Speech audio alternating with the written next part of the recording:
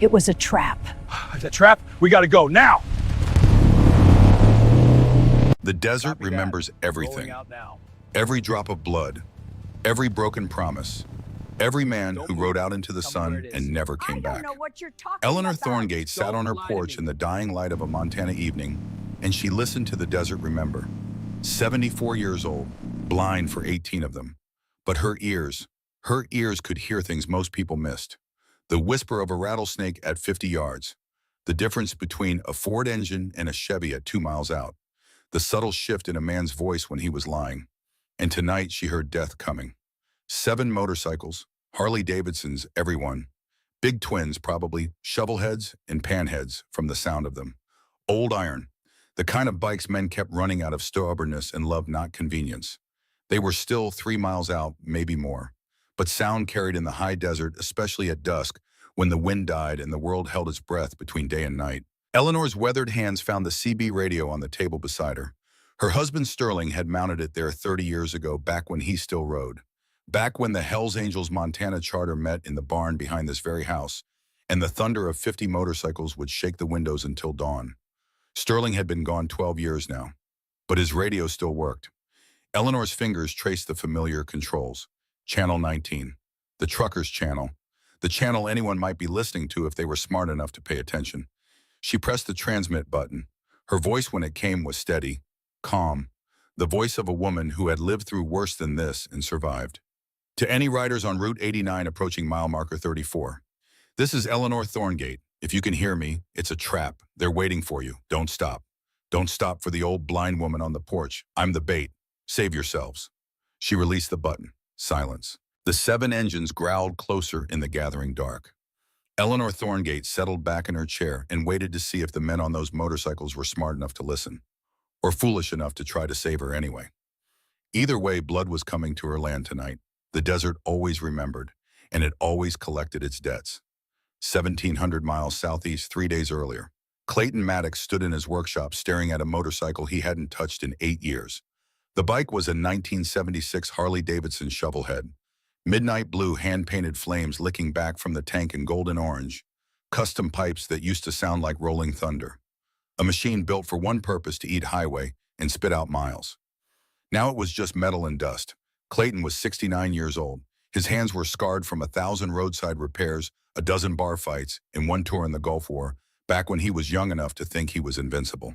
His face was leather, lines the kind of face that made people cross the street or buy him a drink, depending on their nature. He'd been president of the Hells Angels Oakland chapter from 1970 to 2008, 38 years wearing the patch, 3 decades of brotherhood, blood, and belonging. Then he'd walked away, not retired, not honorably discharged into the elder statesman role most presidents took when age caught up with their reflexes. He'd walked away angry in the middle of a fight with his vice president that split the chapter down the middle and left wounds that never quite healed. That VP's name was Boone, Blackjack Boone. And 3 days ago, Dalton Briggs had called to tell Clayton that Blackjack was dead. Heart attack. Dropped in his driveway at 67, motorcycle still running, never made it to the hospital. Clayton should have felt something. Relief maybe, vindication, the petty satisfaction of outliving your enemy. Instead, he felt nothing but the weight of wasted years. The phone rang again. Clayton let it ring 4 times before he picked up. Maddox. Ironhide. The voice on the other end was Dalton Hammer Briggs, current president of the Oakland chapter, a man Clayton had known for 40 years. You get my message. I got it. You coming?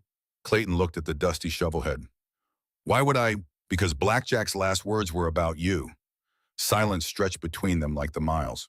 What did he say? Clayton finally asked. He said, tell Ironhide the ride ain't over till we both cross the finish line. Then he was gone. Clayton closed his eyes, felt something crack in the armor he'd built around himself these last 15 years. Where's the Memorial, Montana? His birthplace. Little town called Gardner, up near Yellowstone. We're riding out day after tomorrow, 7 of us. Would have been 8, but Bull's got pneumonia. Doctor won't clear him to ride. 7, not 8. Numbers mattered in the MC world. Everything meant something. You need a road captain, Clayton said quietly. We need you, Hammer replied. I know you and Blackjack had your war. I know you left because of it. But whatever that fight was about, it died with him, brother. Come help us put him in the ground right. Then we can all move forward. Clayton looked around his workshop. Custom bike builds in various stages of completion. A business he'd built from nothing. A quiet life in the New Mexico desert where nobody asked questions and the past stayed buried. A life so quiet he could barely remember why he was still breathing. "When do you leave?" he asked. 48 hours. Oakland Clubhouse, 6 a.m. "I'll be there." He hung up before Hammer could say anything else. Clayton stood alone in his workshop for a long time, staring at the shovelhead. Then he found a rag and started wiping away 8 years of dust. "Some debts you paid, even when it cost you everything." 2,000 miles north that same night. Eleanor Thorngate moved through her house with the confidence of someone who could see perfectly in the dark. Because for her, there was no difference between dark and light. There hadn't been for 18 years. Glaucoma had taken her sight slowly, then all at once. One day she could still make out shapes and shadows. The next the world went black and never came back. But Eleanor had learned long ago that darkness was only an enemy if you let it be. She knew every inch of this house, every creaking floorboard, every door that stuck in its frame, every window that rattled when the wind picked up. She'd lived here for 52 years, raised a son here, buried a husband from here. The house was in her bones, and tonight something was wrong with it. She'd heard them 3 hours ago, 4 vehicles moving slowly up the access road that led to her ranch. They'd stopped at this cattle gate, idled there for 5 minutes, while someone got out to open it. That was the first wrong thing. Nobody opened that gate except Eleanor, her son Warren, when he visited twice a year, and the few old-timers from Sterling's MC days who still came around to check on her. The vehicles had driven closer, parked in a semicircle around her barn engines, running for another 10 minutes before shutting off. Men's voices, 6 of them, maybe 7, low and careful. Then footsteps approaching the house. Eleanor had positioned herself in her kitchen, out of sight from the windows, but close enough to hear. The knock, when it came, was polite, almost respectful. She waited. Another knock. Eleanor walked to the door but didn't open it. "Can I help you?" "Ma'am, we're with Mountain West Pipeline. We're doing surveys in the area for a new gas line. Your property is on the road. We need to do some preliminary measurements. Won't take but an hour." The voice was smooth, professional, wrong. Eleanor had lived in Montana long enough to know what pipeline surveyors sounded like. They came in trucks with company logos, wore hard hats and reflective vests, carried clipboards, and talked about easements and compensation. These men sounded like they were reading from a script. "Do you have identification?" she asked. A pause. "Of course, ma'am. I can slide it under the door if you'd like." "That won't be necessary. Give me your company name and permit number. I'll call the county to verify." Another pause. Longer this time. "Ma'am, we're on a tight schedule. If we could just—" "The county office is closed," Eleanor said calmly. "Come back Monday morning with proper documentation. I'll be happy to discuss it then." Silence on the other side of the door, then footsteps retreating. Eleanor didn't move. She stood perfectly still, listening. The men didn't get back in their vehicles. She heard them walking around the property, checking sight lines, testing the ground. One of them walked the perimeter of the house twice. They were casing her home, and Eleanor Thorngate, blind and 74 years old and alone on 200 acres of Montana ranch land, knew exactly what that meant. She waited until their engines faded into the distance. Then she waited another hour to be sure. Finally, she made her way to the barn. The structure was old, built by Sterling's father in 1957. It smelled like hay and motor oil and memories. Eleanor navigated it perfectly, her cane tapping a rhythm on the concrete floor, until she reached the workbench in the back corner. Sterling's workbench. She'd kept it exactly as he'd left it. Her hands found the CB radio, the old Cobra 29 chrome and solid, still plugged into the cigarette lighter adapter Sterling had rigged to run off a marine battery. He'd kept it out here because the barn's tin roof somehow gave better range than the house. Eleanor turned it on. The squelch hissed. She adjusted it by muscle memory from the hundreds of times she'd watched Sterling do the same thing before her eyes failed. She sat down on Sterling's old stool and began to listen. Channel 19 was quiet. A trucker called out a smoky report near Billings. Someone else asked about road conditions on I-90. Eleanor switched to Channel 6, the Bikers channel, or it used to be back in Sterling's day. More silence. She methodically worked her way through the channels, listening, learning, trying to understand what those men had really been doing on her property. It was on Channel 22 that she heard it. 2 male voices, clear as day, close enough that they must have been transmitting from somewhere within a few miles. "Confirm the route. They'll come right past here. Route 89 northbound, probably hit mile marker 34 around dusk, day after tomorrow. And the old woman? Perfect setup. Viper wants it clean. Make it look like they stopped to help, got ambushed. Tragic. But that's what happens when you ride into the wrong territory. 7 of them, you said. 7, but they're old. Late 60s, most of them. Won't be much of a fight. A third voice cut in. Younger. Harder. Don't underestimate them. These aren't weekend warriors. These are Hell's Angels. Oakland Charter. If even half the stories are true, these men have forgotten more about violence than we've ever learned. We do this smart. We do this from distance. And we do not give them a chance to get close. The first voice again. What about the woman? Collateral damage. Wrong place, wrong time. We burn the house after. Make it look like the bikers did it. Scorpion's MC takes the territory and Ironhide's legacy dies with him on some blind woman's property in the middle of nowhere. Poetic, really. The radio went silent. Eleanor's hands were shaking. Ironhide. She knew that name. Knew it like she knew Sterling's voice, even though she hadn't heard it in 15 years. Clayton Maddox, Ironhide. Sterling's brother in every way that mattered except blood. And 7 Hell's Angels were riding into an ambush meant to kill them all. On her land, using her as bait. Eleanor stood up slowly. Her mind was racing, but her hands were steady now. She had 48 hours, maybe less. She was an old woman. Blind. Alone. But she was also the widow of Sterling Ironclad Thorngate, founding member of the Hells Angels Montana Charter. A man who'd taught her more about strategy, tactics, and surviving impossible odds than most soldiers learned in a lifetime. Sterling used to say, the best defense is making sure the enemy never realizes they're the ones in the trap. Eleanor Thorngate had 2 days to turn predators into prey. She got to work. 1,800 miles of highway, 43 hours of riding.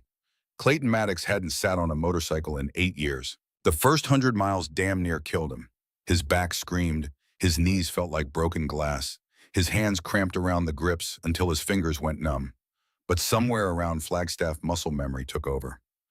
The highway rhythm seeped back into his bones. The shovelhead's engine rumbled beneath him like a living thing, and Clayton remembered why he'd spent most of his life on 2 wheels instead of 4. Freedom wasn't a destination.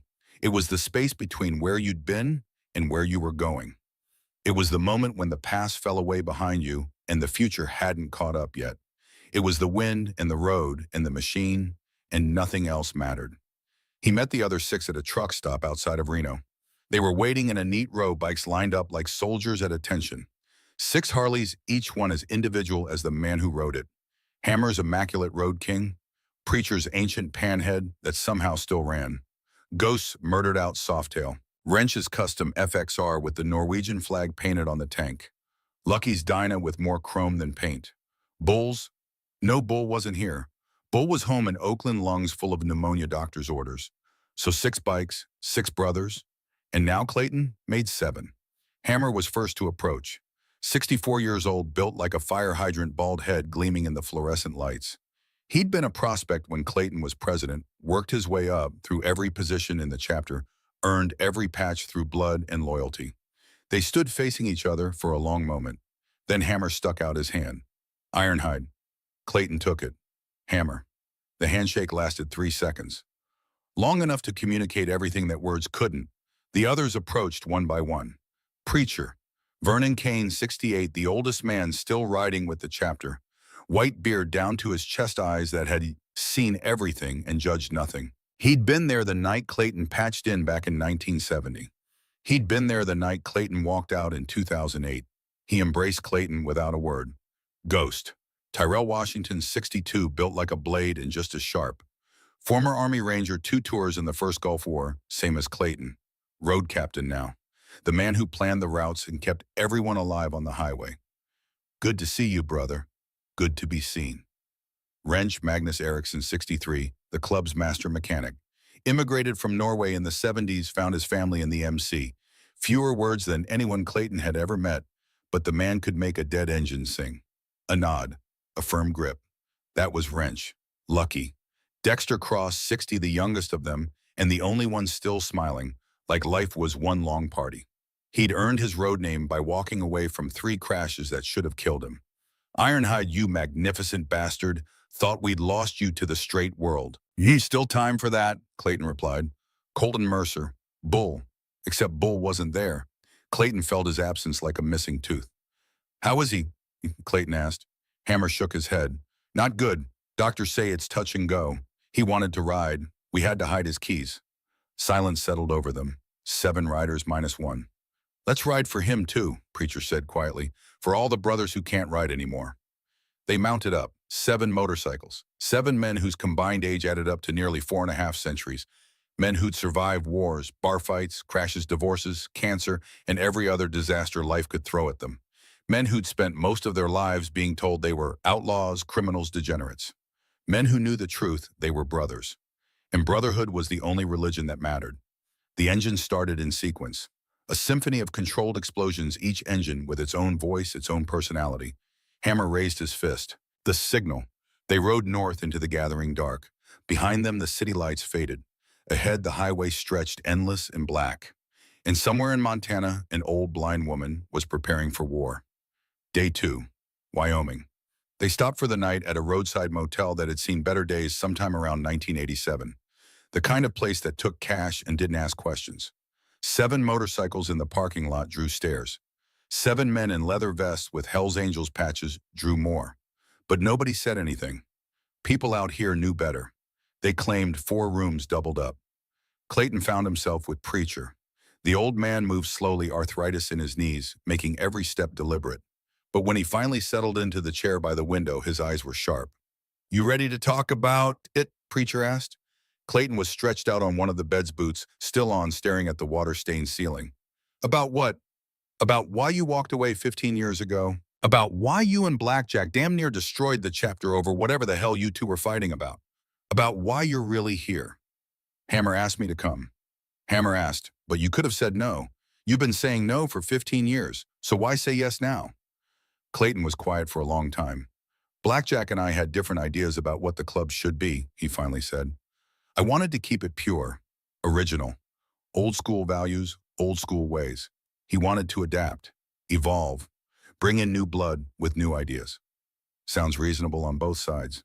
It was, until it wasn't, until every decision became a fight, until the chapters started splitting into camps, his guys, my guys, until brotherhood became politics. Preacher nodded slowly. And you walked rather than watch it tear apart. I walked because I was part of the problem. As long as I was there, as long as I was president, Blackjack would keep fighting me. He'd never back down. Neither would I. So I removed myself from the equation. That took balls. That was cowardice. Clayton's voice was flat. I told myself I was saving the club. Truth was, I couldn't handle being challenged. Couldn't handle the idea that maybe I was wrong. So I ran. And now Blackjack's dead, and you've got to live with never making it right. Yeah. Preacher was quiet for a moment. Then you know what Blackjack did after you left? Clayton shook his head. He cried, sat in the clubhouse alone middle of the night and cried like a baby. Ghost found him. Blackjack made him swear never to tell anyone. But Ghost told me anyway because he knew I'd keep it sacred. Clayton felt something twist in his chest. Blackjack didn't want you gone, Preacher continued. He wanted you to stay and fight it out. Work it through, find the middle ground. When you left, it broke something in him. He became harder, more rigid, like he was trying to prove something. Prove what? That he could lead without you. That he didn't need his best friend to make the chapter work. He succeeded technically. The chapter survived, grew even. But he never forgave himself for losing you. And he never forgave you for giving up on him. The words hung in the air like smoke. His last words, Clayton said quietly, about the finish line. He was saying he forgives you, and that wherever the road goes next, you're riding it together, even if one of you is already on the other side. Clayton closed his eyes, felt tears threatening for the first time in years. I don't deserve that, he whispered. None of us deserve brotherhood, Preacher replied. That's what makes it sacred. We choose each other anyway. Fuck-ups, failures and all. He stood up, joints popping, and moved toward the bathroom. At the door, he paused. Get some sleep, Ironhide. We've got a long ride tomorrow, and I've got a feeling Montana's going to ask more of us than just showing up. He closed the door. Clayton lay in the dark and let the tears come. Outside, 6 motorcycles sat silent in the parking lot, chrome reflecting the cold stars. Tomorrow they would ride again. Tomorrow they would carry their dead brother home. And somewhere ahead, something was waiting for them in the Montana dark. Day 3. Route 89, Montana. The landscape changed as they crossed into Montana. The world opened up into something bigger, older, harder. Mountains rose in the distance like the bones of the earth breaking through skin. The sky stretched so wide it made you feel small and infinite at the same time. They'd been riding for 6 hours straight. No stops except for gait. The formation was tight professional. Ghost in the lead as road captain reading the road and the traffic. Hammer beside him, then Preacher and Wrench. Lucky and Clayton bringing up the rear. 7 riders in 2 columns, a brotherhood on wheels. The CB radio crackled to life on Channel 6. Ghost's voice. Mile marker 30 coming up. Another hour to Gardner. How's everyone holding up? A chorus of clicks. The nonverbal acknowledgement. Everyone was good. Clayton rode and let the highway meditation take him. This was what Sterling used to call the long think. The place where the miles blurred together and your mind went somewhere deeper than conscious thought. He was thinking about Catherine, his wife dead 14 years now. Cancer took her, slowly gave them time to say goodbye. He'd been there at the end, holding her hand while she slipped away. She'd forgiven him for the life he'd led, the nights away at club runs, the danger that came with the patch, the fact that she'd always have to share him with the brotherhood. I knew who you were when I married you, she'd whispered near the end. I just wish you'd known it too. He'd never understood what she meant. Not until now. The CB crackled again, but this time it wasn't Ghost. It was a woman's voice, older, steady, clear. And to any riders on Route 89 approaching mile marker 34, this is Eleanor Thorngate. If you can hear me, it's a trap. They're waiting for you. Don't stop. Don't stop for the old blind woman on the porch. I'm the bait. Save yourselves. 7 motorcycles slowed in unison. Ghost's voice came back on the CB. Did everyone copy that? 6 clicks. Then Clayton's voice, pull over, now. They coasted to the shoulder. Engines idled, rumbling like distant thunder. Clayton dismounted, pulled off his helmet. The others followed suit. Play it again, Hammer said. Ghost had a recorder on his radio, old school tech from the trucking days. He rewound and hit play. Eleanor's voice filled the air again, calm, deliberate, warning them away. Eleanor Thorngate, Clayton said quietly. Jesus Christ. The others looked at him. You know her, Ghost asked. She's Sterling's widow, Sterling Ironclad, Montana Charter founding member. He and I rode together for 30 years. Oh, Preacher's eyes widened. Sterling died, 12 years back? Motorcycle accident. Or that's what I was told. I didn't. Clayton's voice went rough. I didn't come to the funeral. We'd stopped talking by then. Another bridge I burned. And now his widow is broadcasting a warning that someone's using her as bait to kill us. Wrench's accent made the words sound even more ominous. Lucky looked north up the highway. Mile marker 34. That's 4 miles from here. About that, Ghost confirmed. Hammer turned to Clayton. What do you want to do? Clayton stared up the empty highway. Heat shimmers rose from the asphalt. The mountains watched impassive. She said, don't stop. Save ourselves. That's what she said. Sterling used to tell me, when someone gives you tactical advice in a hot situation, you've got 2 choices, trust it or question it, but you don't ignore it. So we turned back, Lucky asked. No. Clayton's voice was flat, hard. We go forward, but we go smart. Ghost was already pulling out his phone, calling up satellite maps. If someone's setting an ambush, they'll have the high ground. This area, he zoomed in. Route 89 runs through a valley here. Hills on both sides. Perfect kill zone if you're thinking like a military planner. How many are we talking about? Wrench asked. Unknown, but they're confident enough to bait a trap for 7 Hell's Angels. That means either they've got superior numbers, superior weapons, or they're dumb as hell. Or all 3, Preacher murmured. Clayton looked at each of them in turn. These men, his brothers, men who'd followed him into uncertainty without hesitation.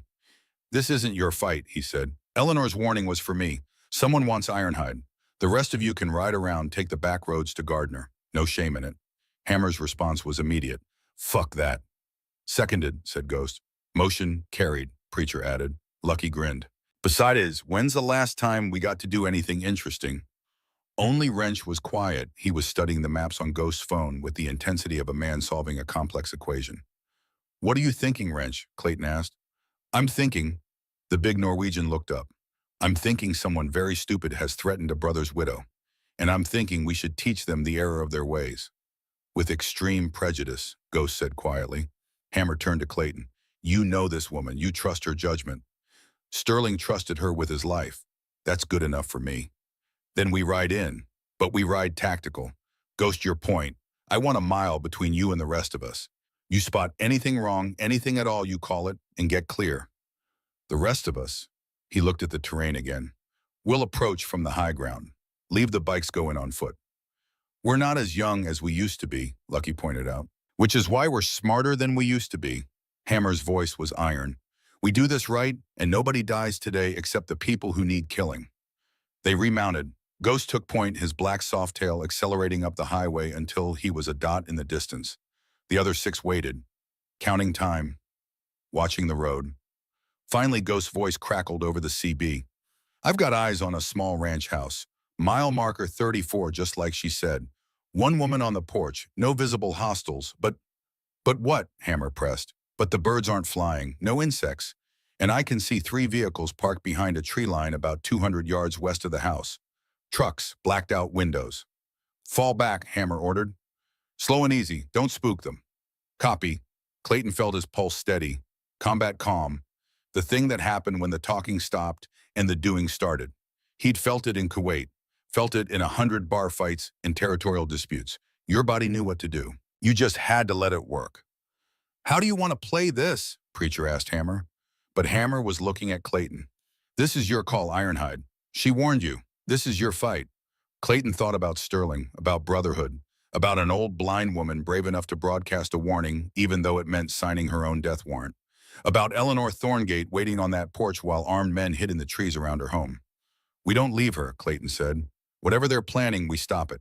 Sterling would have ridden into hell for any of us. We do no less for his widow. 6 nods, no hesitation. Then let's go save a lady, Lucky said. They turned off the highway onto a dirt access road that Ghost had spotted on the maps. The road wound up into the hills out of sight from the main route. 7 motorcycles climbed into the Montana high country as the sun began its descent toward the horizon. Below them, Eleanor Thorngate sat on her porch and waited. She'd done everything she could, set every trap, prepared every contingency. Now it was up to the men on the motorcycles. The men Sterling had loved like brothers. The men she'd just lured into the same trap that was meant to kill them. Eleanor's hands were steady on the CB radio, but inside her heart was screaming. Because there was one thing she hadn't told them. One detail she'd kept back. The men waiting in the trees weren't just after Hell's Angels. They were after Clayton, specifically. Ironhide, the man who'd destroyed their club 15 years ago and scattered them like dust. This wasn't about territory or money or power. This was about revenge. And revenge didn't care who died in the crossfire. Eleanor keyed the radio one more time. Channel 6, the biker's frequency. Clayton Maddox, she said quietly. If you can hear me, I'm sorry. Sterling made me promise to protect you if I ever could. I'm trying, but I'm afraid I've made it worse. They know you're coming. And they're ready. She released the button. Somewhere in the hills above, 7 engines cut out. 7 men prepared for war. And the Montana sun dropped another degree toward the waiting dark. The sun hung low over the Montana hills, painting everything in shades of copper and blood. 7 motorcycles sat silent on a ridge overlooking Route 89. The engines were cold. The men stood in a rough circle studying the terrain below, like generals planning a campaign. Because that's exactly what they were doing. Clayton Maddox had his binoculars trained on the small ranch house at mile marker 34. From this elevation, maybe 300 feet above the valley floor, he could see everything. The house itself. White clapboard tin roof wraparound porch. Modest, well-maintained. The kind of home that had sheltered generations. The woman on the porch. Even from this distance, even through the gathering dusk, he could make out her silhouette, sitting perfectly still in a wooden rocking chair, hands folded in her lap, facing the road like she was waiting for someone. Eleanor Thorngate, Sterling's widow, a woman Clayton hadn't seen in 15 years and had thought about every single day since Sterling died, and the men who wanted to kill her. Ghost had been right. 3 trucks blacked out parked in a stand of ponderosa pines about 200 yards west of the house. From the road, you'd never spot them. From this angle, they were obvious, but it was what Clayton saw through the thermal scope that made his blood run cold. 8 heat signatures, spread out in a loose perimeter around the house. 2 in the trees to the north, 3 near the barn on the east side, Two more positioned in a gully that ran parallel to the road, and one inside the house itself. Professional positioning, overlapping fields of fire, multiple fallback positions. Whoever planned this knew what they were doing. "Talk to me, Ironhide."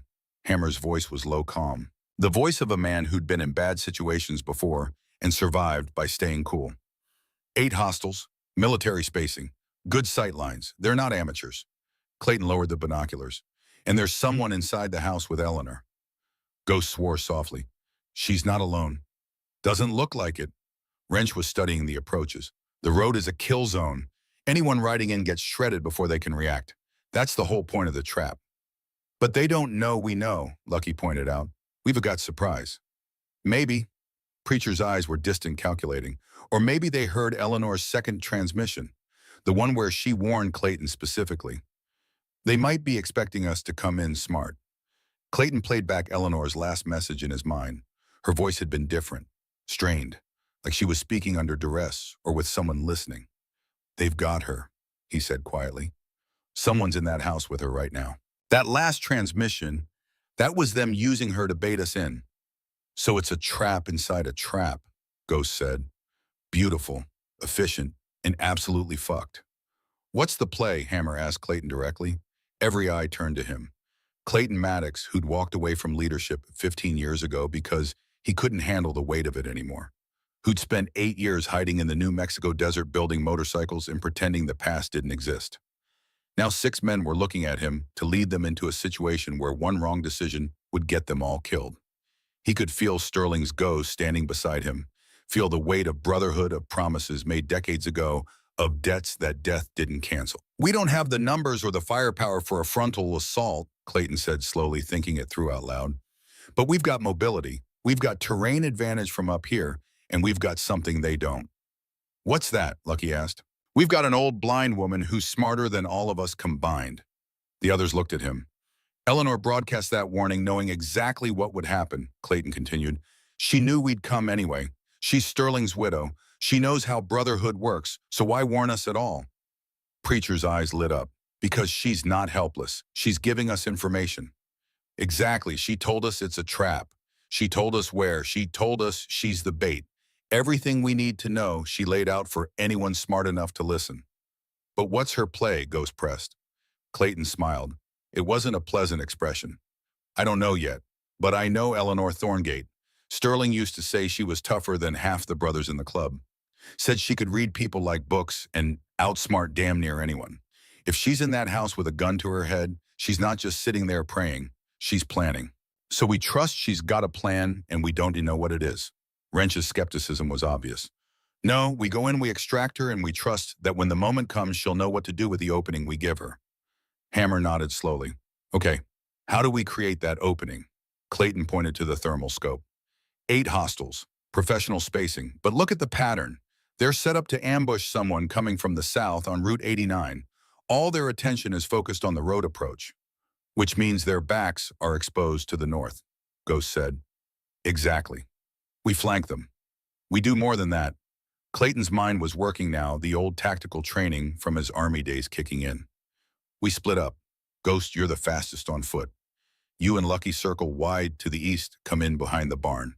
When I give the signal, you create a distraction. Make noise. Make them think we're hitting from that direction." "What kind of distraction?" Lucky asked. "Doesn't matter. Rev a motorcycle engine, set off a truck alarm, throw rocks at the barn.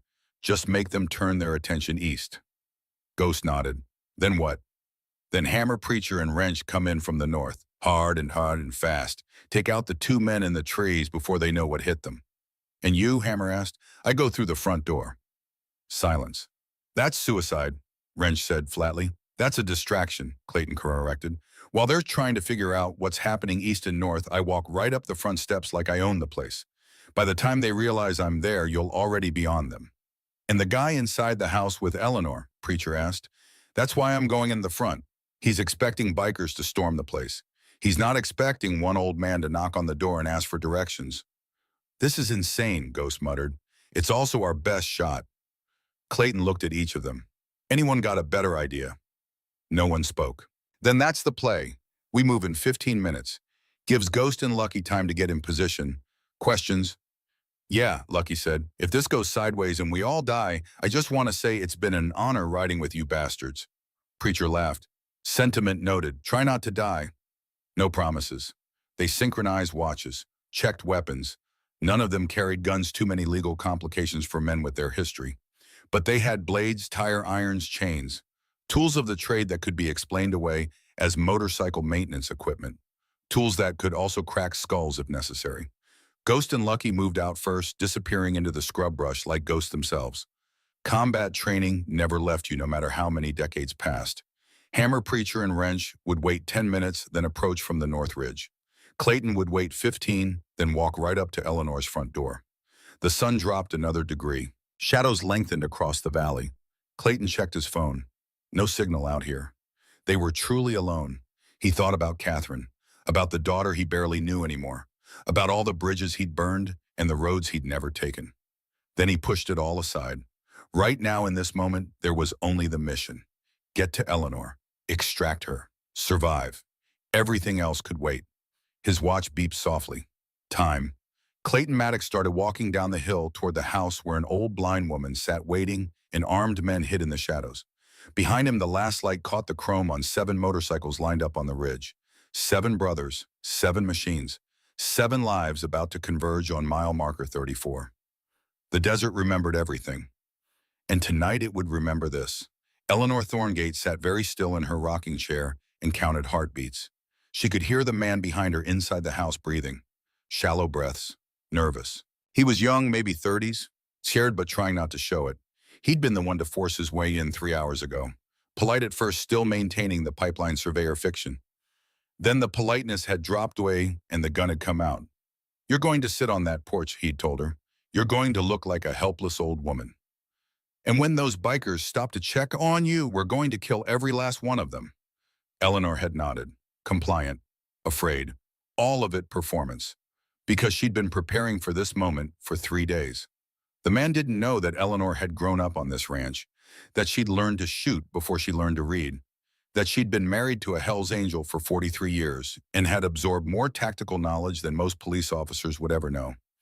He didn't know that she'd spent 18 years navigating a world of darkness, developing senses that made her more aware of her surroundings than most sighted people. He didn't know that the floorboard behind his left foot was loose, that it creaked when weight shifted, that Eleanor could track his exact position just by listening. Most importantly, he didn't know that Eleanor had spent the last 72 hours setting traps of her own. The horses in the north pasture, she'd left the gate open. One loud noise and they'd stampede. The propane tank by the barn, she'd loosened the valve. Not enough to leak dangerously, but enough that it would hiss and smell if someone bumped it. The old cowbell Sterling had mounted on the barn door. She'd rigged it with fishing line running to 3 different locations. Trip any of them and the bell would ring. And the basement.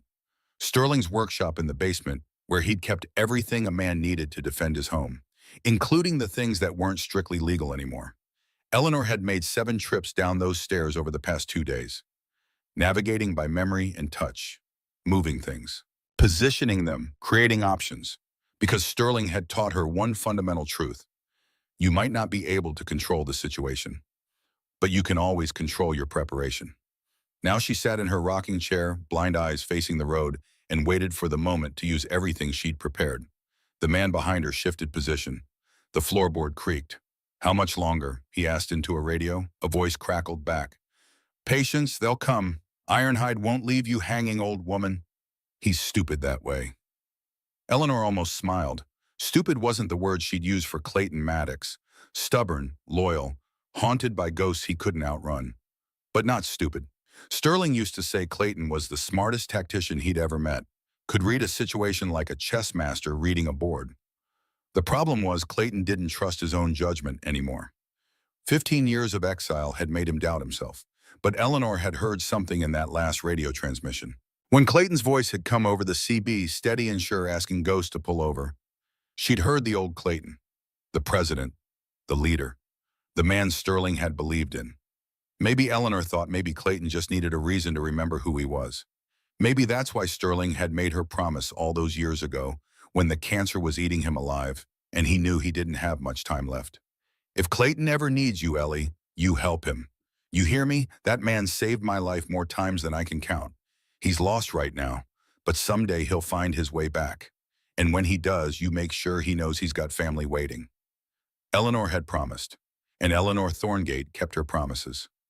A sound reached her ears, faint, distant, but unmistakable. Motorcycles. 7 of them, if her count was right. They'd cut their engines. They were coasting, or they had already stopped and were approaching on foot. Smart. The man behind her tensed. She heard him key his radio. Heads up. I think I heard something. Negative, road's empty. You're jumping at shadows. But Eleanor knew better. Her ears didn't lie. Clayton was coming. The question was, would he be smart enough to survive what came next? Clayton approached the house from the southwest using a dry creek bed for cover. The sun was almost gone now, maybe 10 minutes of usable light left. After that, darkness would belong to whoever knew the terrain better. Eleanor had the advantage there. He moved slowly, combat crouched knees protesting every step. His back screamed, his hands were stiff from the long ride. But his mind was clear, sharp, focused.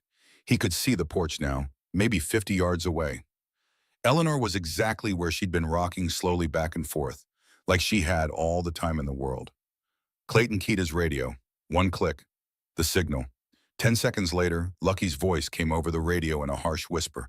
In position behind the barn, 3 hostiles. Repeat, 3 hostiles. They're focused on the road approach. Ghost's voice followed. 2 more in the gully, 50 yards south of the house, both carrying rifles, or our platform looks like. That was 5, plus the 2 in the trees that Hammer's team would handle, and 1 inside with Eleanor. 8 total, just like the thermal had shown. Clayton clicked twice. Acknowledged. He waited. The world was so quiet he could hear his own heartbeat. Then sharp and sudden in the dusk, a sound split the air. A motorcycle engine, revving hard. Unmistakable Harley thunder. Lucky's distraction. The effect was immediate. Clayton watched through his binoculars as the 3 men near the barn spun toward the sound. Rifles coming up, voices sharp with surprise. Contact east, say again, contact east. Perfect. Clayton stood up and walked straight toward the front porch like he owned it. He'd covered 10 yards before anyone noticed him. A shout from the gully. Movement, southwest approach. Clayton didn't run, didn't flinch, just kept walking. He was 15 yards from the porch when the front door opened. A young man stepped out, maybe 35. Tactical vest, pistol in his right hand, pointed at Eleanor's head. That's far enough, Ironhide. Clayton stopped. Smart, the man said. Now turn around and walk back the way you came, or the old woman does. Clayton looked past him to Eleanor. She hadn't moved, hadn't flinched when the gun pressed against her temple. Her face was calm, almost serene. And in that moment, Clayton understood. She'd been expecting this exact scenario. You must be Viper's boy, Clayton said conversationally. The young man blinked. What, Viper, Scorpion's MC? I'm guessing you're related. You've got his eyes. Same stupid confidence. Shut your mouth. I shut down the Scorpions 15 years ago because your daddy was running meth through Oakland territory and using the club as cover. Gave him a choice. Retire with dignity or get exposed. He chose retirement. Far as I know, he's living in Nevada somewhere fishing and staying out of trouble. He killed himself. The young man's voice was shaking now. Rage barely controlled. Put a gun in his mouth 2 years ago because he couldn't live with the shame of what you did to him. I'm sorry to hear that. You're sorry. The gun pressed harder against Eleanor's head. You destroyed everything he built. I destroyed a criminal enterprise that was bringing heat down on legitimate clubs. Your father made his choices. I made mine. And now I'm making mine. The young man's finger tightened on the trigger. You're going to watch this old woman die. Then you're going to die. Then all your brothers are going to die. And the Scorpions are going to rise again on your graves. Clayton looked at Eleanor, met her sightless eyes, and saw her smile. That's when he knew. She had a plan, and the plan was about to happen. Can I ask you something? Clayton said to the young man. What? Did you check the basement? Confusion flickered across the young man's face. What basement? Eleanor moved. For a 74-year-old blind woman, she moved with shocking speed. Her left hand shot up, grabbed the young man's wrist, and twisted. Not hard, not trying to overpower him. Just redirecting the gun away from her head. At the same moment, her right hand found a knife that had been tucked between the cushion and the arm of the rocking chair. Sterling's old KA-bar fighting knife. She drove it into the young man's thigh. He screamed. The gun went off, bullet punching into the porch roof. Eleanor was already moving, rolling out of the chair with a fluidity that defied her age. Clayton was running before his conscious mind caught up. He hit the porch steps at a full sprint, age and pain forgotten, and crashed into the young man like a freight train. They went down hard. The gun skittered away. Behind them, the valley erupted. Hammer's team hit the two men in the trees. Clayton heard the impact, the shouts, the sudden violence of close-quarters combat. Lucky's motorcycle roared again. The three men near the barn were turning, trying to figure out which threat to address. Ghost emerged from the darkness, like his name, a tire iron in each hand, and the two men in the gully never saw him coming. The young man beneath Clayton was trying to fight, but his leg was bleeding badly. His eyes were wide with pain and shock. "Stay down," Clayton growled. "Fuck you." The man reached for a backup piece. Clayton caught his wrist twisted, felt something snap. The screaming got louder. Then Eleanor's voice cut through it all. "Clayton, basement, now." He looked up at her. She was standing, one hand braced against the porch rail, breathing hard but steady. "What's in the basement, Ellie?" "The rest of them." "How many?" "I don't know, but I heard vehicles arrive an hour ago. They parked on the north access road. At least 2 trucks, maybe more men." "Jesus Christ," Hammer's voice on the radio. "North side secure. 2 down, not dead, but they're not getting up anytime soon." "Ghost next. South side clear. Both targets neutralized." "East side secure," Lucky called. 3 bad guys looking very sorry for their life choices." That was 7, but if Eleanor was right about more men in the basement, Clayton dragged the young man to his feet. Blood was running down his leg, but he'd live. "How many more?" Clayton demanded. "Fuck you." Wrong answer. Clayton pushed him toward the porch rail. "I'm 69 years old and I'm tired. I don't have patience for games. How many men are in that basement?" The young man spat blood. "Enough to kill all of you." Eleanor stepped forward, put her hand on Clayton's arm. "Let me," she said quietly. She turned toward the young man. Her blind eyes seemed to look right through him. "You're not Viper's son," she said. "You're his nephew. I can hear it in your voice. The slight accent. You grew up in Mexico, didn't you? Came north to avenge an uncle you barely knew." The young man said nothing. "You're scared," Eleanor continued, "because this didn't go the way it was supposed to. You thought you'd ambush some old bikers. Easy targets. But now you're bleeding on my porch, and your friends are unconscious or running, and you're realizing you're in over your head. Shut up. How many men are in my basement?" Silence. Eleanor's voice went colder. "I'm a 74-year-old blind woman, and I just put a knife in your leg. Do you really want to find out what else I'm capable of?" The young man's resistance crumbled. 4. There are 4 more in the basement. They were supposed to be backup if the ambush failed. "Armed?" "Yes." "With what? Rifles, pistols, body armor?" Clayton looked at Hammer, who'd appeared on the porch with Preacher and Wrench. All 3 were breathing hard but uninjured. 4 men, full tactical gear, fortified position in the basement. Clayton shook his head. "That's a nightmare scenario." "Not necessarily," Eleanor said. Everyone looked at her. "I told you. I prepared." "What did you prepare, Ellie?" She smiled. It was not a comforting expression. "Sterling kept some things in that basement that weren't strictly legal. Things from his army days. Things he said were for emergencies." "What kind of things?" "The kind that make a lot of noise and smoke." Understanding dawned on Clayton's face. "Flashbangs. Among other items." Wrench laughed, a deep rumbling sound. "I like this woman." "So do I," Preacher agreed. "Here's the problem," Ghost said, joining them on the porch. "Even with flashbangs, we've got to get them out of a fortified position. And we're not soldiers anymore. We're old men with bad knees." "Speak for yourself," Lucky called from the yard. "My knees are fine." "You're 60.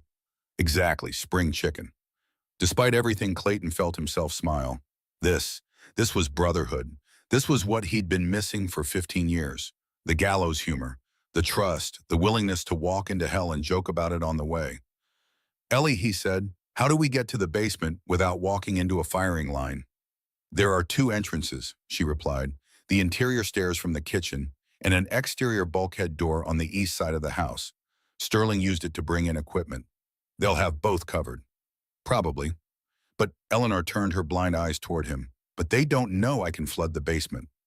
Everyone stopped. "Come again," Hammer said. "This house is on a natural spring. Sterling used it for irrigation, but he also ran pipes into the basement to supply water for his workshop. There's a main valve in the crawl space under the porch. If I open it all the way, the basement fills with about 8 inches of water in under 2 minutes. That won't stop them, Ghost pointed out. No, but it will make them very uncomfortable. And when people are uncomfortable, they make mistakes. Clayton thought about it. 4 men in a basement, tactical gear and rifles, expecting an assault from above, not expecting to be flooded out. We'd need a distraction, he said slowly, something to draw their attention while someone opens that valve. I'll do it, Eleanor said immediately. Absolutely not. It's my crawl space. I know every inch of it. You'd be fumbling in the dark. Ellie, Clayton. Her voice was firm, final. Sterling spent 40 years teaching me how to survive, how to fight, how to think tactically. I'm not a helpless old woman. I'm a warrior's widow, and this is my home. I'll be damned if I let these men take it from me. Silence on the porch. Then Hammer spoke. With all due respect, ma'am, you're a badass. Eleanor smiled. Thank you. Now here's what we're going to do. 10 minutes later, everyone was in position. Lucky and Wrench were at the exterior bulkhead door ready to breach when the signal came. Hammer and Preacher were at the top of the interior stairs, flashbangs in hand, courtesy of Sterling's illegal but extremely useful stash. Ghost was with Eleanor in the crawl space under the porch providing backup while she found the valve, and Clayton was in the kitchen right above the basement with a tire iron and a prayer. The young man who'd held Eleanor hostage was zip-tied to the porch rail, leg bandaged. He wasn't going anywhere. Clayton keyed his radio. Everyone ready? A series of clicks. Ellie. Found the valve. It's stiff, but I can turn it. Ghost, you see anything we missed? Negative. Clear for now. But we need to move. Someone's going to notice 8 men missing and start asking questions. He was right. They had a window. Small and closing. On my mark, Clayton said. 3, 2, 1, mark. Ghost helped Eleanor turn the valve. Water began pouring into the basement. The effect was immediate. Shouting from below. Confusion. What the hell? Where's that water coming from? Check the pipes. Forget the pipes, someone's on the stairs. That was Hammer and Preacher making noise, drawing attention. Clayton heard footsteps below, splashing, men moving toward the interior stairs, which meant they'd turned their backs on the exterior door. Go, Clayton called into the radio. The bulkhead door exploded inward. Wrench and Lucky charged in, whooping like madmen. Hammer dropped the first flashbang down the stairs. The world turned white and loud. Clayton moved. He was down the stairs before his conscious mind caught up tire iron swinging. The basement was chaos, white light still blooming, water ankle deep and rising. 4 men in tactical gear trying to figure out which direction the threat was coming from. Clayton hit the first one low, sweeping his legs. The man went down hard into the water. Wrench tackled another using his considerable mass to advantage. Lucky was dancing around a third man, dodging wild punches, laughing the whole time. The 4th man was reaching for his rifle. Preacher got there first. 78 years old and still faster than men half his age when it mattered. The rifle went flying, and then it was over. 4 men face down in the water, zip-tied and disarmed. 8 hostiles total, all neutralized. No one dead. No one seriously injured except for the young man with the knife wound in his leg. Clayton stood in the ankle-deep water of Eleanor Thorngate's basement, breathing hard, and started to laugh. It was the laughter of a man who'd just survived something he shouldn't have. The laughter of a man who'd forgotten what it felt like to trust his brothers and have them come through. The laughter of a man who'd just discovered that maybe, just maybe, he wasn't as broken as he thought. The others joined in. 7 old men standing in a flooded basement laughing like lunatics. Above them, Eleanor Thorngate smiled in the darkness of her crawl space. Sterling would have been proud. Sheriff Langford arrived 90 minutes later with 2 deputies and a very confused expression. He was a compact man in his late 50s, former Marine, with the kind of calm competence that came from seeing the worst of humanity and somehow maintaining faith in the best. He walked into Eleanor Thorngate's house, saw 8 men zip-tied on the lawn, 7 Hells Angels drinking coffee on the porch, and an old blind woman sitting in her rocking chair like nothing unusual had happened. "Someone want to explain this?" he asked. Eleanor spoke first. "These men broke into my home with intent to murder 7 motorcyclists who were passing through on a memorial ride. I was to be used as bait. I managed to warn the intended victims. They came anyway at great personal risk and successfully defended my property without killing anyone." Langford looked at Clayton. "That about sum it up." "Pretty much. Anyone injured? One of them has a knife wound in the leg. We gave him first aid.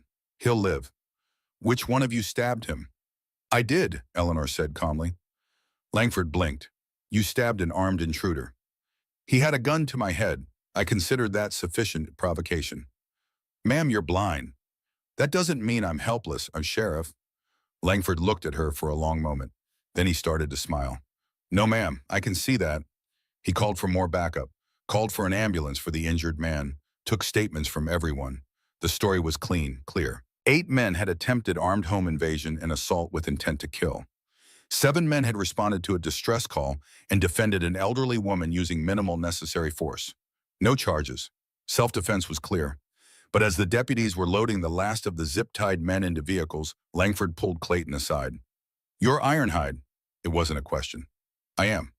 Sterling Ironclad was a friend of mine. Good man. Died too young. He did. Those men were scorpions, or trying to resurrect the club. We've been watching them for months. Drug trafficking, weapons. This was going to be their big move. Take out Hells Angels' leadership claim, Montana Territory established themselves. You know all this, and you didn't stop them. We didn't have enough to prosecute until tonight. Langford's smile was grim. Thanks to you boys and Mrs. Thorngate, we've got 8 men on multiple felonies. Federal charges too, given the interstate nature of the conspiracy. Scorpions are done for good this time. Clayton nodded. One more thing, Langford said. The ringleader, the young one with the knife wound. He's asking to talk to you. Why? Don't know, but I figured I'd pass it along. Clayton found the young man sitting in the back of an ambulance, leg bandaged, wrists cuffed. You wanted to talk. The young man looked up. His face was pale from blood loss and pain, but his eyes were clear. I'm sorry, he said quietly. Clayton waited. My Uncle Viper. He didn't kill himself because you exposed him. He killed himself because he couldn't live with what he'd become. The drugs, the violence, the things he did to people. How do you know? He left a note. I found it after he died. He said you gave him a chance to walk away clean, to leave the life, and he was too proud to take it. That pride destroyed him, and I spent 2 years blaming you for something that was his fault. And now I'm sitting in an ambulance with a knife wound from a blind woman, and I'm realizing I'm just as stupid as he was. Clayton studied him, saw something in the young man's face that reminded him of himself at that age. Angry, lost, looking for something to belong to and making terrible choices. What's your name? Clayton asked. Marcus. Marcus, let me tell you something about revenge. It's like drinking poison and expecting the other person to die. Your uncle made his choices. You don't have to repeat them. I'm going to prison. Probably, for a while, but you'll get out eventually, and when you do, you'll have another choice. You can come out harder and angrier, or you can come out smarter. How do I do that? You forgive yourself, your uncle, even me, if you can manage it, and you build something worth living for instead of dying for. Marcus was quiet for a long time. How did you do it? He finally asked. How did you walk away from the life? Clayton thought about Catherine, about the daughter he barely knew, about 8 years in the desert building motorcycles and running from ghosts. I didn't walk away, he said quietly. I ran, and I'm only just now figuring out that was the wrong choice. What's the right choice? I'm still learning, but I think it starts with showing up for the people who matter. Even when it's hard, even when you've been gone so long, you think they won't want you back. He stood up, looked down at the young man who tried to kill him. Good luck, Marcus. I hope you find your way. He walked back to the porch where Eleanor was waiting.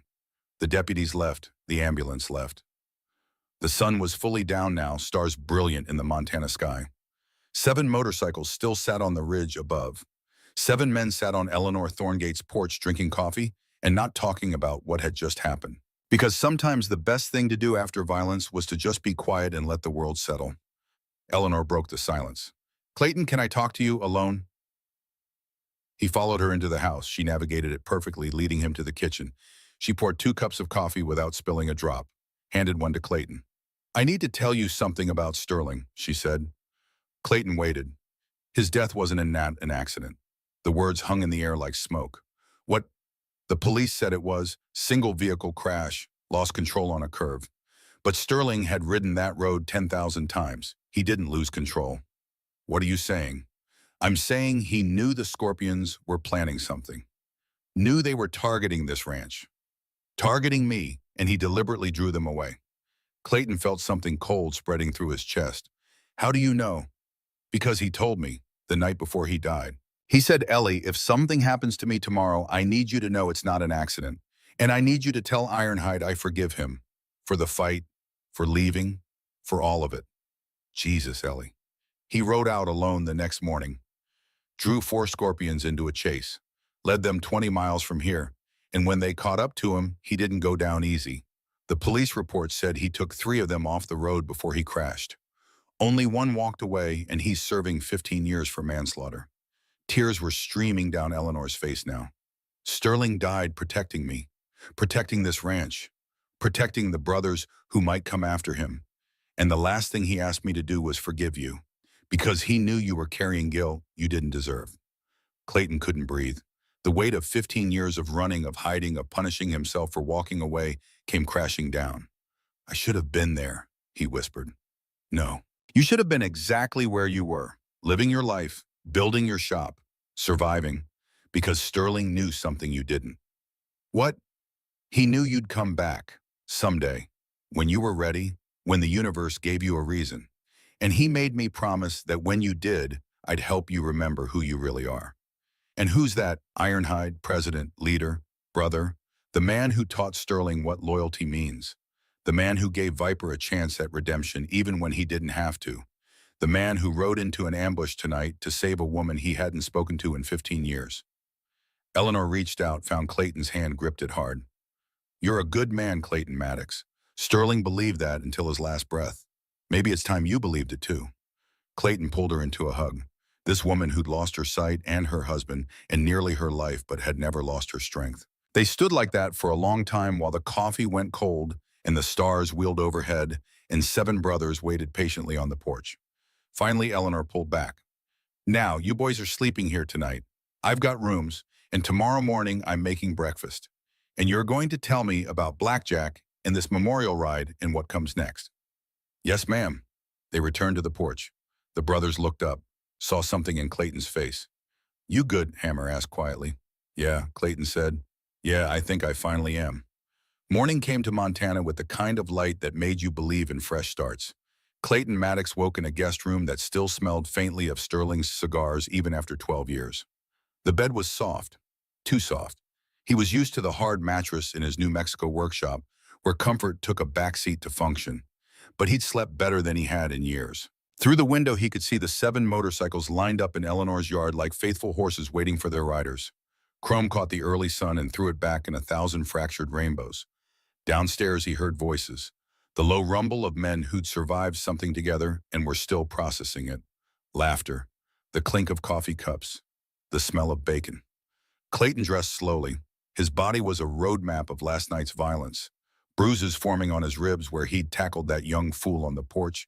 His knuckles raw from the basement brawl. His back screaming from movements it hadn't made in 8 years. But he was smiling. When he reached the kitchen, he found Eleanor at the stove, moving with the precision of a surgeon despite her blindness. Bacon sizzled, eggs waited in a bowl, toast browned in a toaster that had probably been there since the Carter administration. The 6 brothers were scattered around the kitchen table and the adjoining living room. Hammer reading a newspaper he'd found somewhere. Preacher with his eyes closed, either praying or sleeping, hard to tell which. Ghost on his phone, checking weather and routes. Wrench tinkering with something mechanical he had found in Sterling's workshop. Lucky telling a story that had everyone smiling. This was what Clayton had missed. Not the violence, not the territory disputes, or the politics, or the constant edge of danger that came with the patch. This, the morning after, the quiet moments when brothers just existed in the same space, comfortable in the silence between words. Coffee's on the counter, Eleanor said without turning around. And good morning, Clayton. How did you know it was me? Your footsteps. Everyone walks differently. You come down heavy on your left foot. Old injury, I'm guessing. Kuwait. A bar fight in Reno, actually. 1987. Eleanor laughed. It was a good sound. Warm and genuine. Clayton poured coffee and joined the others. Hammer folded his newspaper. We were just discussing the plan. Which plan? Whether to stay another day or push on to Gardner for Blackjack's ceremony. Clayton looked around the room, saw the question in every face. Last night had changed something. They'd ridden in as 7 individuals brought together by obligation and memory. They'd fought as a unit. And now, sitting in this kitchen, with sunlight streaming through windows that had witnessed 50 years of Emma's history, they were a brotherhood again. The question wasn't really about logistics. It was about what they were riding toward. "What does Eleanor want?" Clayton asked. "I want you to stay," Eleanor said immediately. "I want to cook you a proper breakfast. I want to hear stories about Sterling that I haven't heard. I want to know about Blackjack. And I want to be part of this memorial ride if you'll have me." 7 men looked at each other. "Ma'am," Hammer said carefully, "it's a long ride to Gardner, and the roads aren't exactly—" "I've been on the back of a motorcycle since before you were born, young man." Eleanor's voice was steel-wrapped in velvet. "Sterling and I rode together for 43 years. I may be blind, but I can still hold on." "It's not about capability," Ghost said gently. "It's about safety. If something happened, then something happens. I'm 74 years old. I've buried a husband, lost my sight, and last night I stabbed a man who was threatening my home. I think I can handle a motorcycle ride." Silence. Then Lucky started laughing. "I like her. She can ride with me." "The hell she will," Clayton said. "She rides with me." Eleanor smiled. "Then it's settled. Now sit down and eat, all of you. You fought for my home. The least I can do is feed you." They ate. And in the eating, in the passing of plates, in the refilling of coffee cups, in the easy conversation that came with full stomachs, in the adrenaline crash after violence, something healed. Clayton watched Preacher tell a story about the time Sterling had won a poker game with nothing but sheer audacity and a terrible bluff. Watched Wrench demonstrate how Sterling had taught him to adjust carburetors by sound alone. Watched Lucky describe a ride through a thunderstorm where Sterling had led them through when everyone else wanted to pull over. Stories, the currency of brotherhood. And Eleanor listened to everyone, her blind eyes glistening with tears and joy in equal measure. "He never told me that story," she'd say, or "That sounds exactly like something Sterling would do," or simply, "Thank you. Thank you for remembering him." Clayton realized something in that moment. This was the memorial, not the ceremony they'd ride to in Gardner, not the scattering of ashes or the formal words. This kitchen, these stories, this sharing of a man's life between the people who'd loved him. This was how you honored the dead. You kept them alive in the telling. They left Eleanor's ranch at noon, 8 riders now, instead of 7. Eleanor sat behind Clayton on the shovelhead, hands secure on his waist head, tilted slightly, as if she was listening to the engine's song. She'd insisted on bringing Sterling's old coot, the leather vest with the Hells Angels Montana charter patch. It was too big for her, hung like a blanket over her shoulders, but she wore it with pride. "Sterling would want to make this ride," she'd said, "so I'm bringing him with me." No one argued. They rode north through Montana wilderness that seemed to go on forever. Mountains rose like cathedrals. Rivers cut through stone that had been old when dinosaurs walked. The sky was so blue it hurt to look at directly. And the 7 motorcycles, 8 counting the ghost of Sterling, riding in the coot Eleanor wore, made music that echoed off canyon walls and sent hawks spiraling into thermals. This was what it meant to ride.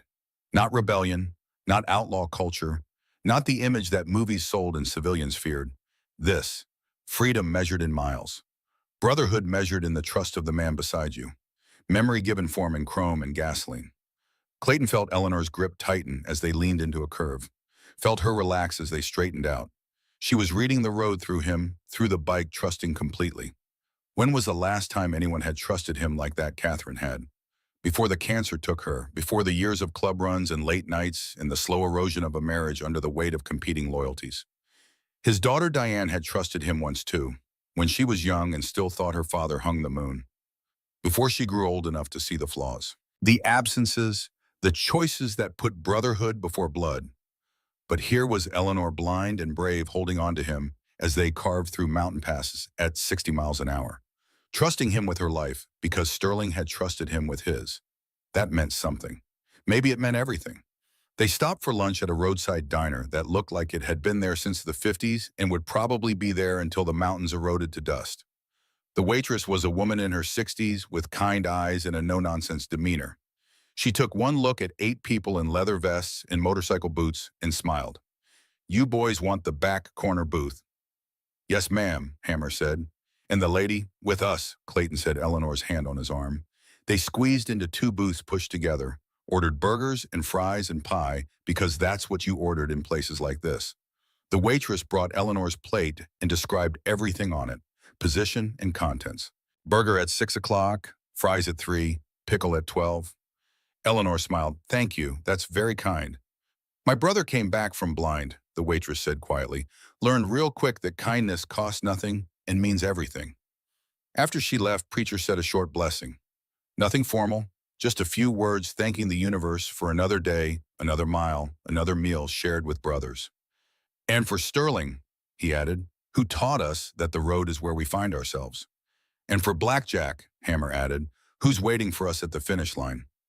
They ate in comfortable silence for a while. Then Ghost spoke up. Can I ask something? Shoot, Clayton said. Last night, when you walked up to that house, knowing there were 8 armed men waiting, what were you thinking?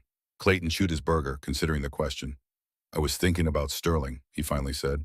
About the time in 1983 when we were riding through Nevada and came across a car accident. Bad one. Family of 4. The father was trapped, car was leaking bad, and everyone else was too scared to get close. What did Sterling do? Lucky asked. He didn't hesitate, just handed me his keys and said, if this goes bad, get the bike to Ellie. Then he walked right up to that car, pulled the father out, and carried him to safety 30 seconds before the whole thing went up in flames. Did the man survive? He did, came to the clubhouse a month later to thank Sterling, brought his whole family. The kids made Sterling a card, called him a hero. Eleanor was crying silently. I never knew about that. Sterling never told you because that's who he was. He didn't do it for recognition. He did it because it was the right thing to do, because someone needed help and he was there. Clayton set down his burger. So last night when I heard Eleanor's warning and knew she was in danger, I thought about that, about Sterling walking toward that burning car. And I realized I'd spent 15 years being afraid of making the wrong choice, of failing, of not being good enough. But Sterling never worried about any of that. He just did what needed doing. So you walked up to the house, Wrench said. So I walked up to the house. Silence settled over the table. Then Hammer raised his coffee cup. To Sterling, who taught us that courage isn't the absence of fear, it's doing what's right despite the fear. They clinked cups, coffee and memories and respect for a brother who'd been gone 12 years, but whose influence still shaped the living. The waitress brought pie, apple still warm with ice cream melting into the crust. Eleanor ate hers, slowly savoring each bite. This is good, she said. Sterling and I used to stop at places like this. He'd order pie and spend an hour telling me what he saw out the window. The mountains, the clouds, the way light moved across the valley. He was my eyes for so long. What happened? Lucky asked gently. How did you lose your sight? Diabetes, complications. The doctor said it was coming for years, but I ignored the signs. Thought I had more time. Then one morning I woke up and the shadows were darker. By evening they were gone completely. That must have been terrifying. It was for about a week. Then I got angry, and then I got determined. I learned Braille, learned to navigate by sound and touch, learned to cook and clean and run a ranch without eyes. Sterling helped, but he also pushed me to be independent. Said, Ellie, I won't always be here. You need to know you can survive without me. Her voice cracked slightly. He was right. He wasn't always there, but he gave me the tools to survive anyway. Clayton reached over and squeezed her hand. You've done more than survive, Ellie. You've thrived. Some days. Other days I just miss him so much I can barely breathe. I know that feeling, Preacher said quietly. They all did. Every man at that table had lost someone. Wives, brothers, parents, friends. The price of living long enough to collect memories was that you also collected ghosts. But sitting together sharing pie and stories, the ghosts seemed less heavy. Maybe that was the secret. You didn't outrun grief. You didn't overcome it. You just learned to carry it in the company of people who understood. They reached Gardner as the sun began its descent toward the western peaks. The town was small, the kind of place where everyone knew everyone and strangers were noted, but not necessarily unwelcome. A main street with a few shops, a gas station, a bar that looked like it had been there since the gold rush days, and a cemetery on a hill overlooking the Yellowstone River. That's where they were headed. Hammer had made arrangements with the local funeral home. Blackjack's ashes were waiting. The plot was purchased. Everything was ready. They parked the bikes at the base of the hill and walked up. The cemetery was old, headstones dating back to the 1800s, miners and ranchers and the occasional outlaw all resting under Montana soil. Blackjack's plot was near an old cottonwood tree. The funeral director had placed a simple marker. Nothing fancy, just his name, his dates, and the words, he rode his own road. The 7 brothers, 8 counting Eleanor, formed a circle around the plot. Hammer held the urn containing Blackjack's ashes. For a long moment, no one spoke. Then Hammer broke the silence. Blackjack was a difficult man, stubborn, proud, quick to anger, and slow to forgive. He made mistakes, hurt people he loved, let pride drive wedges between him and his brothers. He looked at Clayton, but he was also loyal, brave, a man who kept his word even when it cost him. And at the end, he found the courage to forgive, to let go of old anger and ask for peace. Hammer opened the urn. Brother, we brought you home, to the mountains you loved, to the land that made you who you were. We're sorry it took so long, and we're sorry we couldn't make peace while you were alive to hear it. He poured a portion of the ashes into the hole that had been prepared. Then he passed the urn to Ghost. Ghost added his portion. You taught me that leadership isn't about being right. It's about making the hard calls and living with the consequences. Rest easy, brother. To Wrench. You trusted me with your bike when no one else would. That meant more than you knew. To Lucky. You called me kid until the day I turned 50. I miss that. I miss you. To Preacher. You showed me that faith and motorcycles aren't incompatible, that a man can believe in God and still live free. Thank you. The urn came to Clayton. He stared down at the ashes of his best friend, the man he'd fought with, walked away from, regretted losing every single day for 15 years. Blackjack. His voice was rough. I'm sorry for the pride, for the stubbornness, for letting our differences matter more than our brotherhood. You deserve better from me, and I'm going to spend whatever time I have left making sure your memory gets the honor it deserves. He poured the ashes, watched them settle into Montana earth. Then he passed the urn to Eleanor. She held it carefully, tilted her head as if listening to something only she could hear. I didn't know you, Blackjack, she said quietly, but I know Sterling loved you, and I know these men loved you, and I know that love doesn't die just because the body does. So wherever you are now, I hope you found peace. I hope you and Sterling are riding together on roads we can't see yet, and I hope when we get there, you'll be waiting. She added her portion to the grave. The urn was empty. Preacher spoke a benediction. Old words, sacred words, words about dust and eternity and the journey that never truly ends. They filled in the grave, by hand, taking turns with the shovel. The physical labor of laying a brother to rest. When it was done, they stood in silence as the sun touched the mountain peaks and turned everything to gold.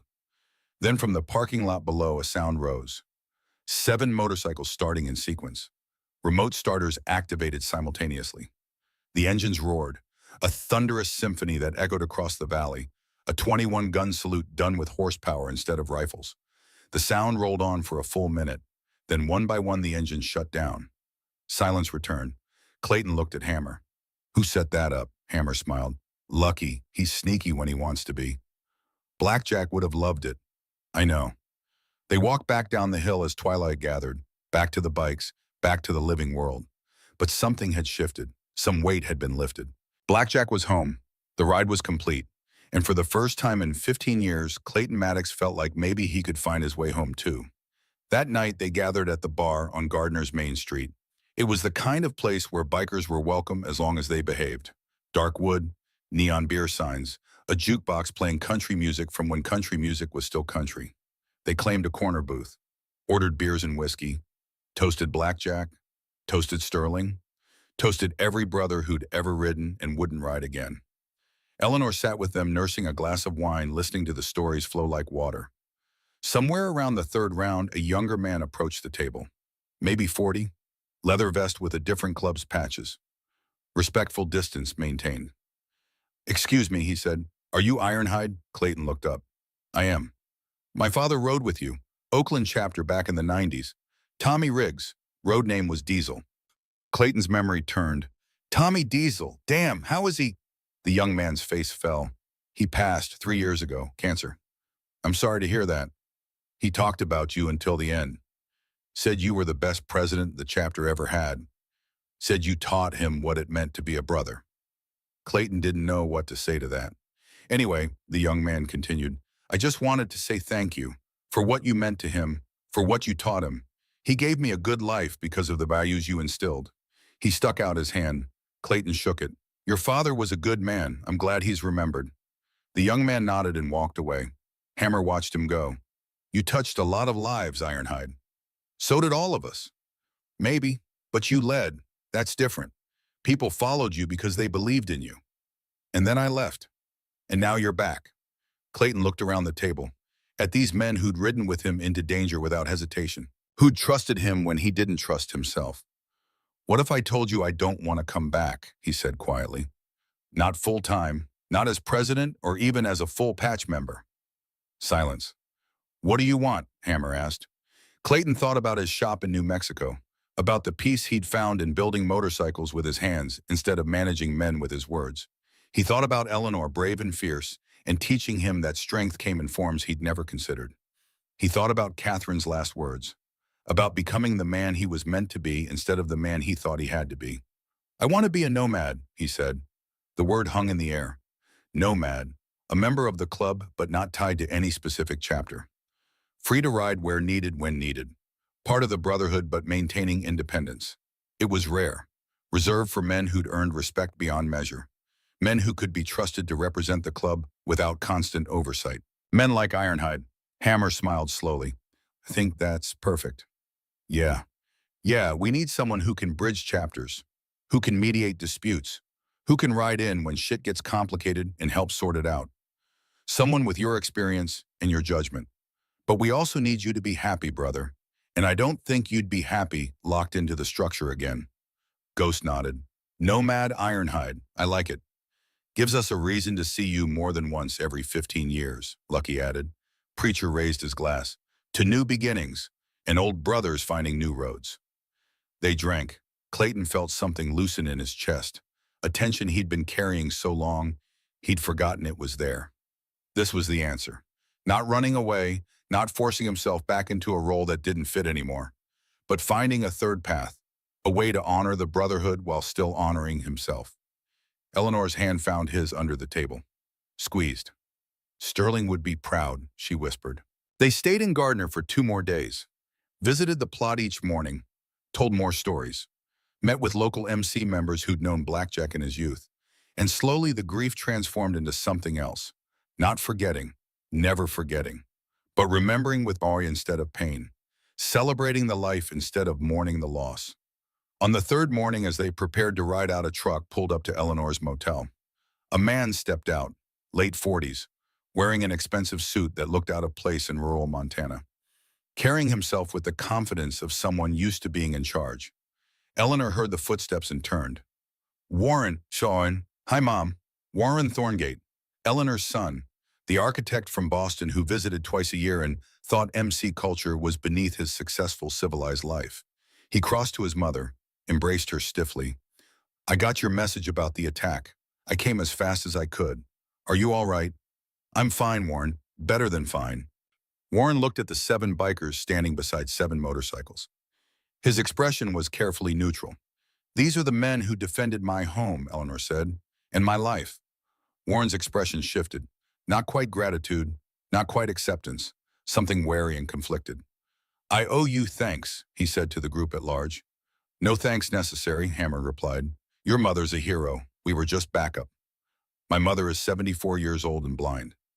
Your mother, Clayton said quietly, is one of the bravest people I've ever met. She outsmarted 8 armed men, coordinated a tactical defense, and personally stabbed one of them when he threatened her home. With all due respect, Mr. Thorngate, you might want to reconsider your assumptions about what your mother is capable of. Warren stared at him.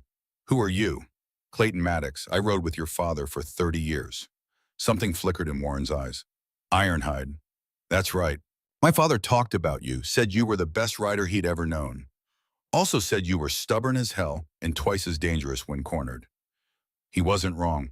Warren looked at his mother, really looked at her, saw her standing straight and proud despite everything she'd been through, saw the peace in her face. Mom, I think we need to talk. I think we do too. But first, say goodbye to these men properly. They're family.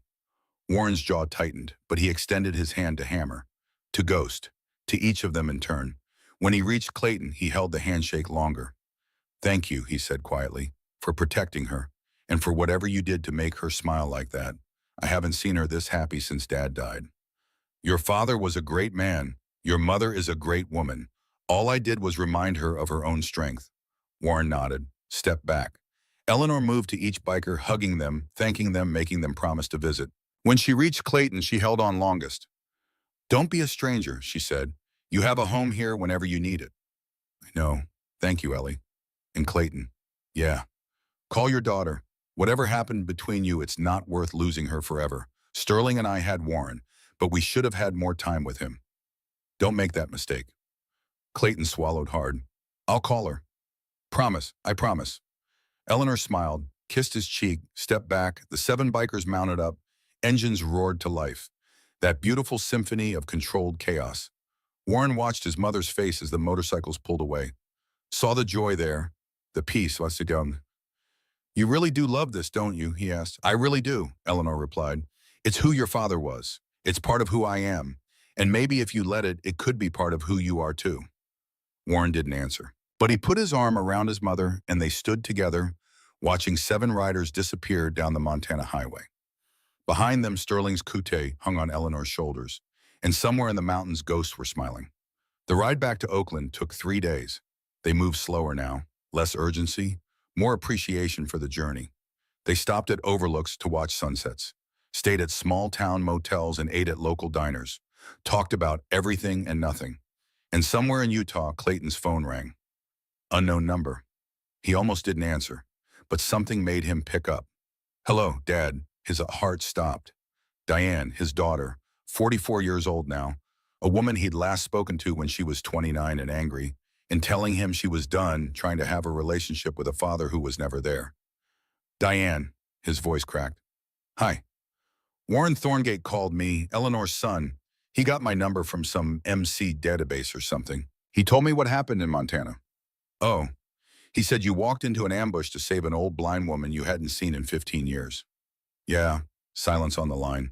Why, Diane finally asked. Because she needed help, and because I owed her late husband a debt I could never repay. That's it. That's the reason you risked your life. That's it? More silence. Dad, I don't understand you. I've spent 15 years trying to understand you, and I can't. Clayton pulled over, stopped the bike, held the phone with both hands like it was the most precious thing in the world. I know. I don't understand me either, but I'm trying to, and part of that is calling you, which I should have done years ago. Why didn't you? Because I was ashamed. Because I knew I'd failed you as a father, and I didn't know how to fix it. Because running away was easier than facing what I'd done. He heard her crying softly on the other end. I'm sorry, Diane, for all of it. For choosing the club over you and your mother. For not being there when you needed me. For letting pride and fear keep me away after your mom died. I'm sorry.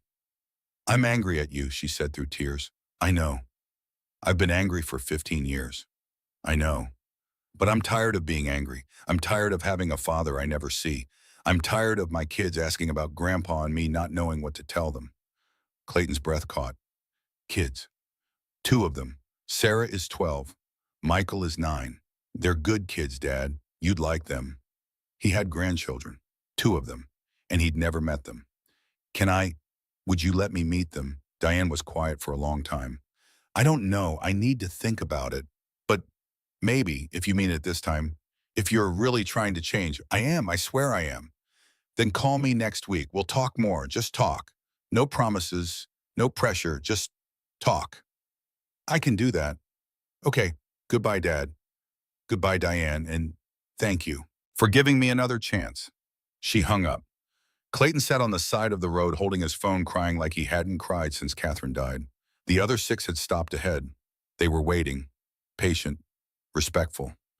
Finally, Clayton wiped his eyes, started his bike, and caught up. Hammer looked at him, saw the tears, saw the hope. Good news, yeah, the best. Then let's ride, brother. And they did. They reached Oakland 6 months after they'd left. The clubhouse was exactly as Clayton remembered. Old brick building, Hell's Angels sign, bikes lined up out front like soldiers at attention. Home. But Clayton knew he wouldn't be staying. He'd ride out tomorrow, back to New Mexico, back to his shop. But he'd return, regularly, as a nomad and as a bridge between chapters, as a brother who finally understood that you didn't have to choose between freedom and family. You could have both. That night, they held a meeting, official business, Hammer as president, Ghost as VP, the roles filled and functioning. And then at the end, Hammer stood. Brothers, we have a motion. Clayton Maddox Ironhide has requested nomad status. He served this club for 38 years as a member and 15 years as president. He's earned the right to ride his own road. All in favor, every hand went up. Motion carries. Ironhide, you're officially a nomad. Welcome home, brother. They presented him with a new patch, still the Death's Head, still the Hells Angels rocker, but now underneath a new bottom rocker, Nomad. Clayton held it like treasure. This was who he was supposed to be. Not president, not exile. Nomad. Free but connected. Independent but loyal. Himself. 6 months later, Clayton sat in his New Mexico shop working on a custom build for a client. His phone rang. Diane. They talk 3 times a week now, rebuilding slowly, carefully. Hey, Dad. Hey, sweetheart. So, the kids have been asking, and I've been thinking, and would you like to come for Thanksgiving? Clayton set down his wrench. Are you serious? I'm serious, it's time. They should know their grandfather. And I should stop punishing you for the past. I'd love to. I'd love that more than anything. Okay, I'll send you the details. Fair warning, Michael is obsessed with motorcycles. He's going to ask you a million questions. Clayton laughed. I think I can handle that. After they hung up, he sat in his workshop and looked at the framed photo on his workbench. Catherine, smiling, beautiful, gone but not forgotten. I'm trying, babe, he whispered. I'm finally trying. Outside, his shovel head sat ready, the Nomad patch sewn onto his coot. Tomorrow he'd ride to Montana, check on Eleanor, help her with some ranch repairs. Next month, Oakland, mediate a dispute between chapters. And at Thanksgiving, Oregon, to meet his grandchildren for the first time. The road stretched out in every direction. And for the first time in his life, Clayton Maddox knew exactly where he was going. Eleanor Thorngate's ranch had become something more than a home. It was a gathering place now, a sanctuary. Once a month, bikers from various chapters would arrive, older men mostly, veterans of the life, some with patches, some who'd retired them long ago. They'd work on the ranch, fix fences, repair buildings, maintain the land that Sterling had loved. And in the evenings, they'd gather on the porch and they'd tell stories. Stories of rides long past, brothers gone but remembered. Roads traveled and lessons learned. Warren came regularly now, brought his family. His kids learned to ride horses, to fix things with their hands, to understand that their grandfather had been part of something bigger than himself. Clayton was there most months, sometimes alone, sometimes with Diane and the grandkids. Sarah and Michael had taken to motorcycles like ducks to water, Michael especially. The kid had a gift for mechanics that reminded Clayton of himself at that age. One evening as the sun set over the Montana mountains, Clayton sat with Eleanor on her porch. Sterling would be proud, she said, of all this, of what you've built, of who you've become. I had good teachers. You were always this person, Clayton. You just needed to remember. They sat in comfortable silence, listening to the sound of children laughing in the yard, motorcycles being tinkered with, in the barn brothers, sharing stories around a fire pit. Ellie, can I ask you something? Anything. Do you ever regret it, the life with Sterling, the club? All of it, Eleanor smiled. Not for a second. It wasn't always easy. There were hard times, scary times, times when I didn't know if he'd come home. But it was real. It was honest. It was a life lived fully with no apologies. She reached over and found his hand. That's all any of us can hope for, Clayton. A life lived fully. With people we love. On roads we choose. That's enough. Yeah, he said quietly. Yeah, it is. The stars came out, one by one. A million points of light in the endless dark. And somewhere on a highway between here and everywhere, brothers were riding. Some young, just starting their journey.